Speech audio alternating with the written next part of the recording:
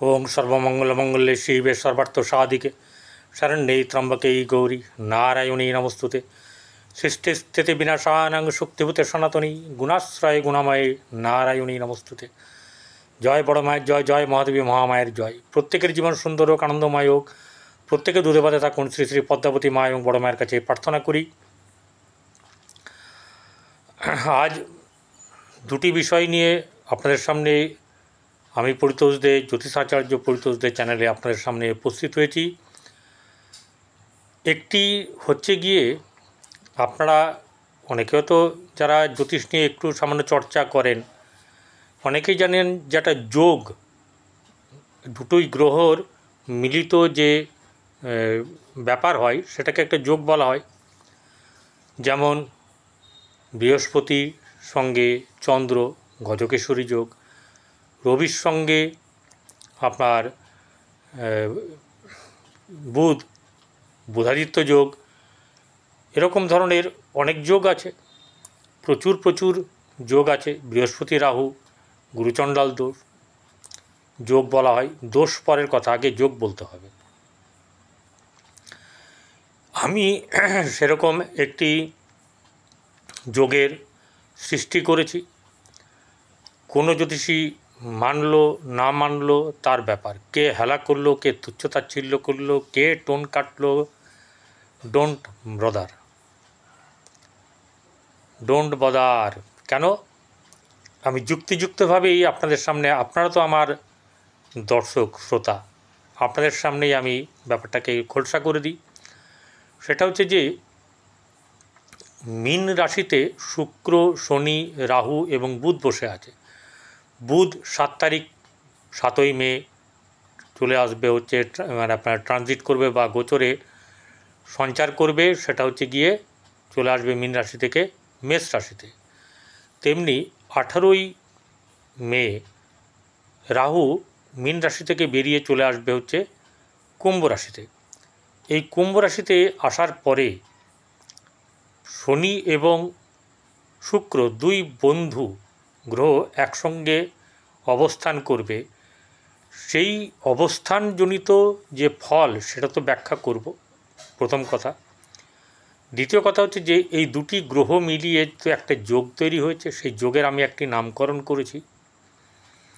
সেই যোগটিকে আমি বলছি যে সেটা হচ্ছে অসুরাচার্য সৌরী যোগ। অসুরাচার্য সৌরী যোগ। অসুরাচার্যকে শুক্র, অসুরদের অধিপতি বা অসুরদের গুরু, দৈত্যগুরু, আর সৌরী হচ্ছে সূর্যপুত্র। যেমন গুরু সৌরী যোগ বৃহস্পতি আর শনিকে নিয়ে হয়, তেমনি এটা তো করতে কোনো অসুবিধা নেই। কে বলল কে মানল না তার নিজের ব্যাপার। তাহলে হচ্ছে যে এই যোগের ফল কি হতে পারে, সেটা হচ্ছে যে কন্যা রাশি।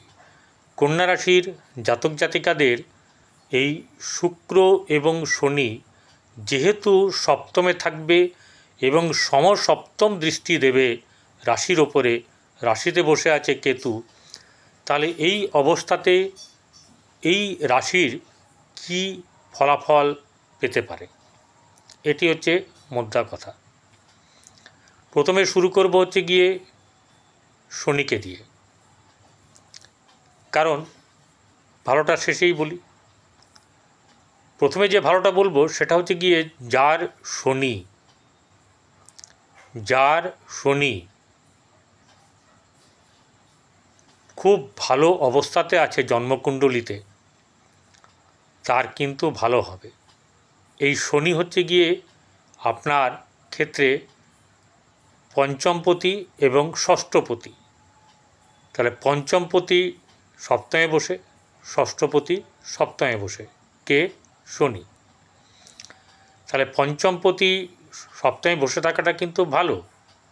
প্রেম করে বিবাহ হওয়ার সম্ভাবনা বেশি থাকে, যদিও অন্যান্য আরও সব নানা রকম দেখতে হবে, নর্মালি এটা করে, কিন্তু শনি তো প্রেম দেয় না। কারণ হচ্ছে গিয়ে শনির স্ত্রী তাকে প্রেম নিবেদন করতে বলেছিলেন, কিন্তু তিনি রাজি ছিলেন না। যার ফলে সেখান থেকে তিনি অভিশপ্ত হন, তার দৃষ্টি যার দিকে পড়বে তার খারাপ হবে। তো সেই শনি পঞ্চমপতি হয়ে সপ্তমে থাকাতে প্রেম সম্পর্কিত ব্যাপার ঘটবে না, অন্যরকম ঘটনা ঘটবে। প্রেমের অনেক রকম ব্যাপার আছে, সব ব্যাপার সবসময় খুলে বলা যায় না, কিন্তু এটার একটা ব্যাপার হচ্ছে যে প্রেম সম্পর্কিত ব্যাপারে না হলেও পরিচিতির জায়গা কিন্তু হওয়ার সম্ভাবনা থাকবে, এটুকু বলা যেতে পারে। তাহলে একটা দিক হচ্ছে গিয়ে ভালো, পঞ্চমপতি হিসাবে শনি কিন্তু মোটেই ভালো গ্রহ, ভালো নয়, কিন্তু এখানে পঞ্চমে তো নেই, পঞ্চমপতি হয়ে সপ্তমে আছে। তেমনি ষষ্ঠপতি হয়ে যখন সপ্তমে থাকে, ষষ্ঠ হচ্ছে শত্রুস্থান, ষষ্ঠ হচ্ছে ঋণ, ষষ্ঠ হচ্ছে প্রতিষ্ঠার জায়গা, সে সপ্তমে বসে আছে। তাহলে ষষ্ঠপতি সপ্তমে কিভাবে বসে আছে?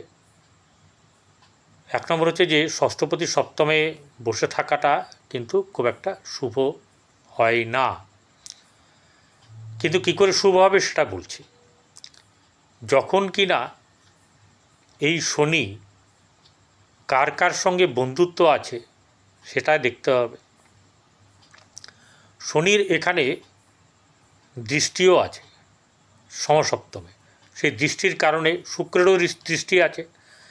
কার ওপরে না? বন্ধু গ্রহ, দুজনেরই বন্ধু গ্রহ হচ্ছে বুধ, সেখানে দৃষ্টি আছে, দেবে। কেতু তো থাকবে, যেখানে তার অপোজিটে রাহু থাকবে, দৃষ্টি দেবে।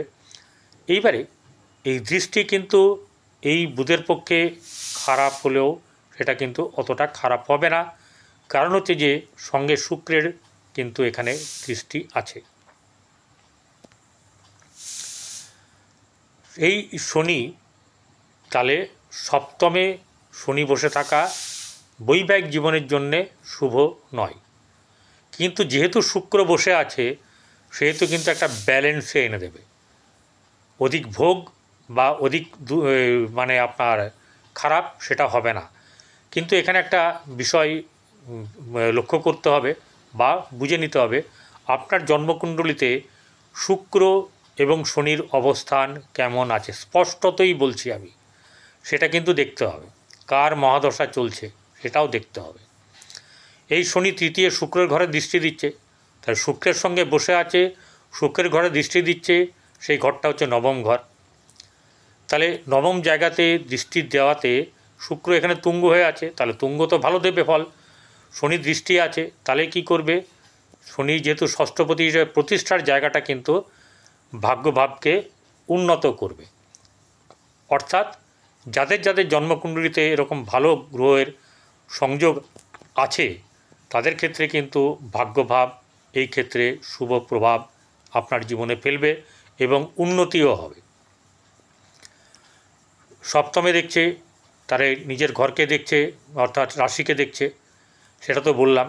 এরপরে দেখবে হচ্ছে চতুর্থ স্থানকে, শনি দশম দৃষ্টি। এইখানে কিন্তু একটা ব্যাপার আছে, বৃহস্পতির ঘরে শনি শুভ হলেও শনির দৃষ্টি দশমে যখন পড়বে কর্ম সংক্রান্ত ব্যাপার নিয়ে কিন্তু নাড়াচাড়া দেবে। সেটা ভালোর দিকে হতে পারে, খারাপের দিকেও হতে পারে, নির্ভর করছে বৃহস্পতি আপনার কেমন আছে। তবে এখানে এই ক্ষেত্রে বলে রাখি, এখানে শনির দৃষ্টির হেতু তার খারাপ হলেও আলটিমেট তার চাকরির ব্যাপার নিয়ে কোনো একটা প্রতিষ্ঠার জায়গায় বা প্রতিষ্ঠা স্থাপনের জায়গাতে নিয়ে যাওয়ার সম্ভাবনা থাকবে। এ তো গেল শনির ব্যাপার। শুক্র দ্বিতীয়পতি, ভাগ্যপতি বসে আছে সপ্তমে তুঙ্গ হবে। তাহলে দ্বিতীয়পতি পরিবার বৃদ্ধি, আত্মীয় স্বজন, অর্থবৃদ্ধি, এগুলো। তাহলে এই সময়তে আপনার অর্থবৃদ্ধি যেমন যোগ আছে, পরিবার বৃদ্ধির যোগ আছে, বৈবাহিক জীবনে সম্পর্ক স্থাপনের যোগ আছে, অর্থাৎ বিবাহ হওয়ার সম্ভাবনা থাকবে, এবং ভাগ্যের উন্নতিও কিন্তু বিবাহের পরেই ভাগ্যের উন্নতিও কিন্তু ঘটবে। এটা কিন্তু দেখবেন যাদের শুক্র কিন্তু ভালো আছে, শুক্র অবস্থা খারাপ থাকলে কিন্তু হবে না, বিয়ে হবে, সব কিছু হবে, কিন্তু একটু গণ্ডগোল হবে। তবে দেখিয়ে নেওয়া ভালো। যারা দেখাবেন তারা আপনাদের পছন্দের জ্যোতিষের কাছে অবশ্যই করে দেখাবেন। যারা সাবস্ক্রাইব করেছেন এতদিন ধরে আমার সঙ্গে আছেন তাদেরকে আপনাদেরকে অসংখ্য অসংখ্য ধন্যবাদ জানাই। এবং যারা দেখাতে ইচ্ছুক তারা 8906781462 এই নাম্বারে যোগাযোগ করবেন। আপনাদেরকে যেটা অ্যালার্ট থাকতে হবে সেটা হচ্ছে গিয়ে আপনাদের 18ই মে পর্যন্ত অ্যালার্ট থাকতে হবে, সাবধানে থাকতে হবে। এই সময় কোনো ধরনের ঝুটঝামেলা, গণ্ডগোল, হঠকারিতা এই ব্যাপারগুলো কিন্তু কোনো মতেই আপনারা প্রশ্রয় দেবেন না, নিজেকে দেবেন না, অন্য কাউকে কারোর সঙ্গে কোনোভাবে জড়াবেন। কারণ সময়টা কিন্তু খুবই খারাপ, বিশেষ করে বৈবাহিক জীবনে খুবই খারাপ, সাংসারিক জীবনে আরও খারাপ। উচিত হচ্ছে কোনো জায়গায় কোনো কাউকে না উস্কানো, না কাউকে পুরনো কথা টানা, না কাউকে আপনার হার্টে আঘাত লাগবে এরকম ধরনের কথা বলা। সময়কে পার করবেন, সুন্দরভাবে পার করবেন। আপনি আপনার ভালো যেমন চাইতে পারেন, আপনি আপনার পরিবারের ভালোও চাইতে পারেন। অতএব আপনার উপরে ডিপেন্ড করছে আপনি কিভাবে চলবেন।